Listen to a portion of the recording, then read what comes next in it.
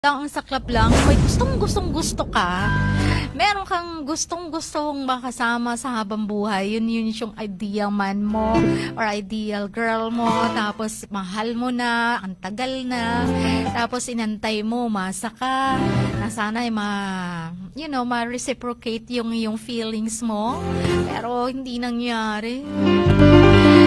Pasubo, yung magko-confess na lang, meron palang anak. Tapos, meron palang engaged na girlfriend. May fiancé na. O, paano yan? Ayan, kung kayo ba ang nasa kalagayan nitong si Miss Dana, sasabihin nyo pa ba? Basta lang mailabas nyo ang feelings nyo. Para, di ba, hindi na yung kinikimkim mo lang ng antagal na. Hindi na, otherwise, baka sumabog ng bigla. Parang vulkan lang, no? Anytime sasabog kapag punong-puno na. Okay, pero ibang pagsabog naman to. Sasabog ng